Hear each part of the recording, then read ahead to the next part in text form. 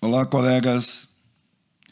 Então, hoje trazemos mais um informe e desta feita vamos falar e reiterar sobre a nossa conquista pelo nosso departamento jurídico no TRF 4, onde, de novo, reiterou e confirmou o que sempre tínhamos dito, a necessidade da cobrança do RG com CPF ao menor de 16 anos para fim do BPC. Então, nós já largamos um comunicado, então vocês tenham a certeza e a convicção que vocês têm que exigir o RG com o CPF, ou seja, não façam BPC com cópia, com xerox, com nada disso, muito menos com certidão de nascimento. O documento oficial é o documento com foto, ou seja, RG que conste o CPF. Essa é uma das mensagens que a gente traz. E eu vou me adiantar, e a outra que eu queria informar para os senhores é que a gente continua pelejando, guerreando, lutando, na verdade, contra o famigerado do Ateste-Med, porque nós entendemos que ele é o causador de absolutamente tudo no que tange ao INSS, à Previdência Social. Ele é o cachorro correndo atrás do rabo. Ele jamais vai resolver o problema da fila. Em lugar nenhum, nem nos lugares mais longínquos, mais findos do Brasil, mesmo que se não tenha perito para resolver esse atendimento. A modalidade e a ferramenta não será o Ateste-Med. Com o Ateste-Med, ele só está abarrotando a casa de passivo, de represamento. A vida toda existiu a figura do mutirão. E não vai ser com o Ateste-Med. O Ateste-Med é uma ferramenta frágil que foi pensada para ser temporária. E outra coisa que é bom deixar claro, alterações do Ateste-Med que simule, que falseie ser uma perícia, vocês, pelo amor de Deus, não o façam, porque aquilo não é uma perícia, como já foi fartamente divulgado, inclusive com a chancela do próprio CFM. Por favor, Francisco. Essa vitória no TRF4 ela é muito importante, principalmente, Paulo Vitor vai falar com mais detalhes, do teor do acordo, né? Não foi só uma mera vitória, tá?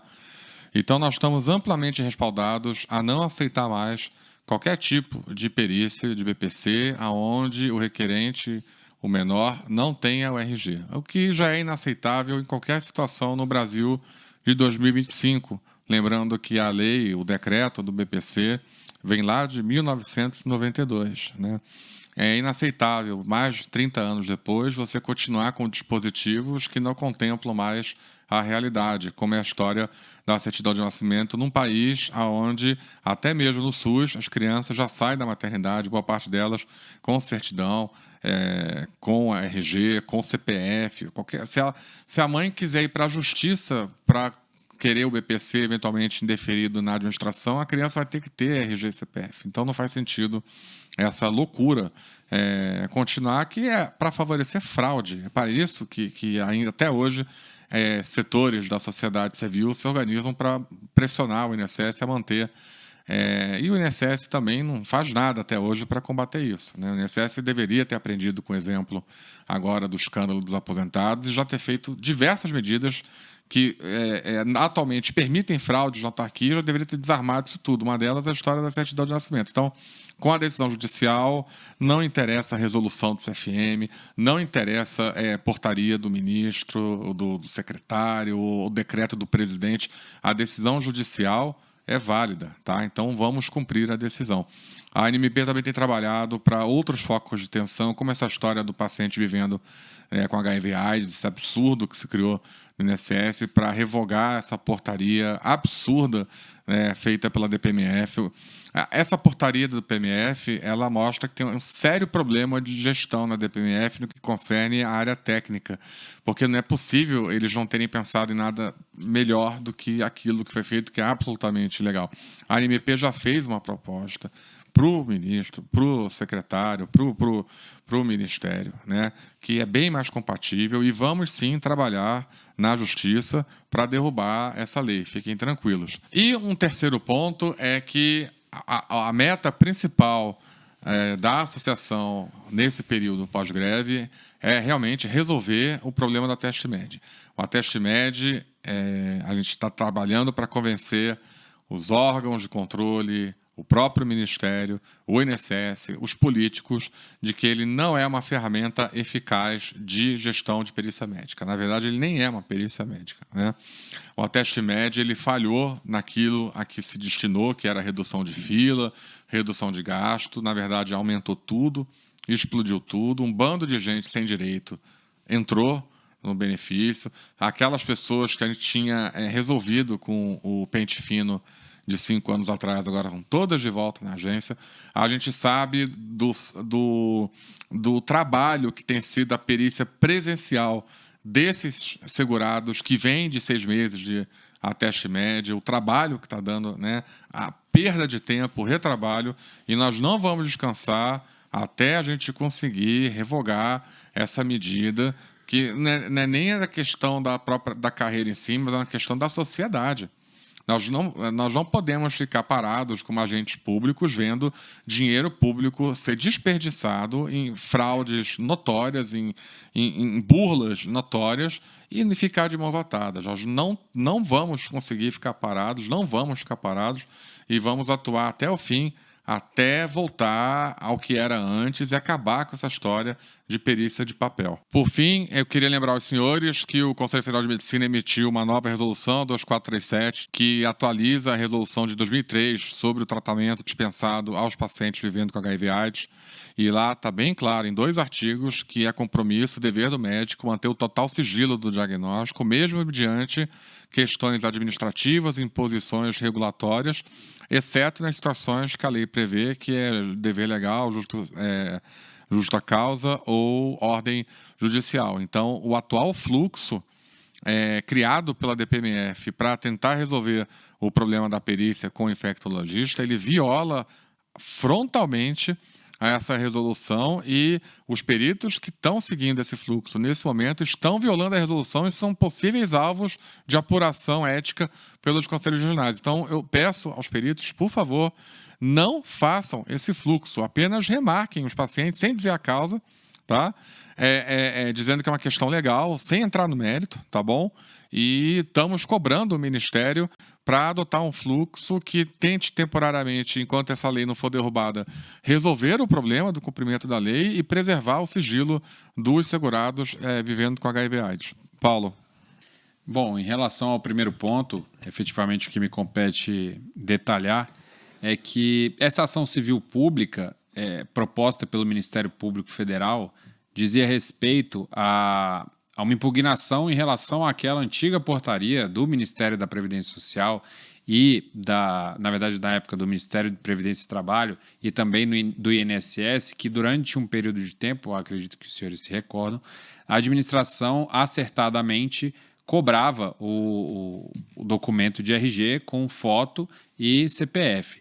Nesse pequeno período em que a administração atuou de maneira legal, de maneira correta, o Ministério Público Federal, a pretexto de proteger a população economicamente vulnerável e a criança e o adolescente, ajuizou uma ação civil pública contra essas portarias.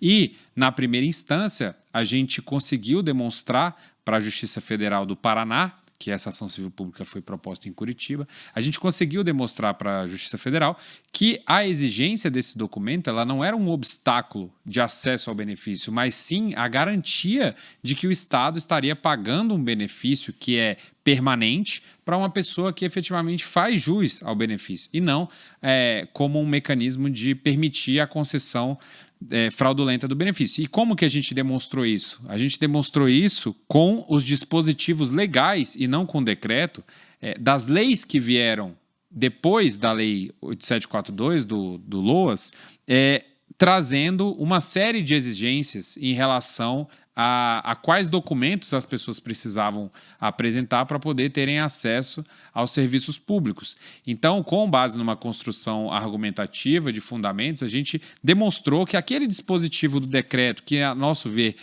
nem autoriza a apresentação da certidão de nascimento para fins de perícia médica, que esse dispositivo foi revogado tacitamente em razão das alterações legislativas que ocorreram ao longo dos últimos anos. Então, a sentença veio improcedente para o Ministério Público, ou seja, favorável ao entendimento da associação, e contra essa sentença, não só o Ministério Público recorreu, como também a Defensoria Pública da União se uniu ao Ministério Público Federal. Ou seja, foi uma luta muito forte, muito grande no âmbito do Tribunal Regional Federal da 4ª Região, em que a associação, mais uma vez, fazendo às vezes do interesse público, né, assumindo o interesse público para si, fez a defesa dessa interpretação, e o Tribunal Regional Federal da 4ª Região não só confirmou a sentença de improcedência do pedido do Ministério Público Federal favorável à associação, como ainda se aprofundou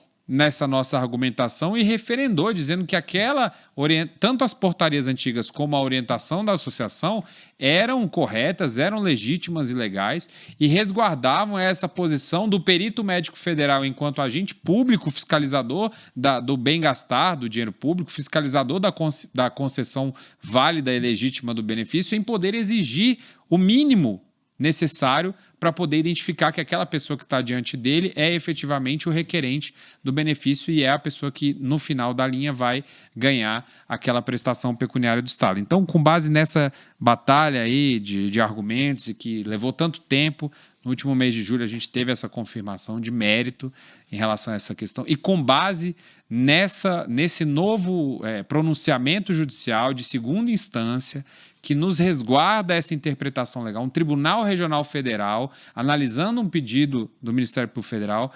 Com base em tudo isso, a gente tem segurança hoje para recomendar e orientar a todos os peritos médicos que passem novamente a exigir o documento oficial com foto e CPF como requisito mínimo para a realização da perícia do BPC. Esse é o nosso panorama atual, isso já foi colocado nas orientações veiculadas pela diretoria e, enfim, a gente espera que efetivamente essa seja uma pá de cal em relação à discussão da identificação do menor.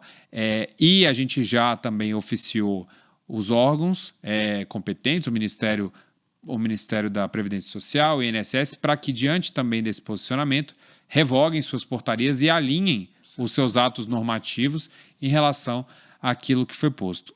Sobre a questão específica do Ateste-Med, como foi dito, é uma pauta central para nós, demonstrar que, assim como qualquer política pública e qualquer ato administrativo, ele deve guardar pertinência em relação à motivação que foi utilizada para a sua prática. Se ele foi praticado com o motivo de reduzir filas e reduzir gastos, ao longo de 2 anos de programa, não é possível que a gente identifique que a fila dobrou e que os gastos com auxílio-doença aumentaram em 60% e essa política permaneça estática, continuando a causar esse enorme prejuízo para o Estado brasileiro e essa desvalorização da carreira. Então, ao longo das nossas andanças pelos gabinetes, a gente tem conseguido, com êxito, fazer essa demonstração objetiva e temos angariado apoios. Esperamos que esses resultados logo surjam para a gente poder trazer a categoria.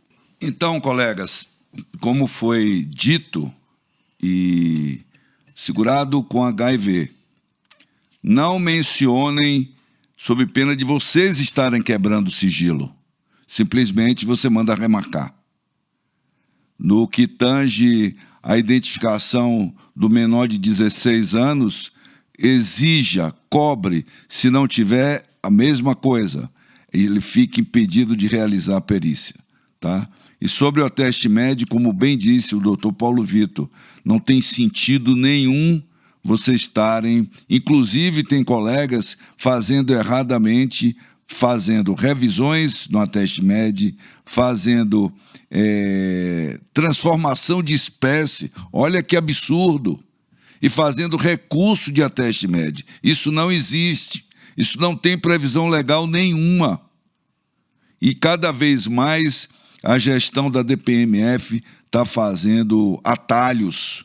Só que no atalho que eles fazem, eles comprometem a caneta de vocês e o CRM de vocês. Ok? Contamos com apoio, com a luta, ela não cessa. O seu norte, o seu porto é a NNP. Um abraço a todos.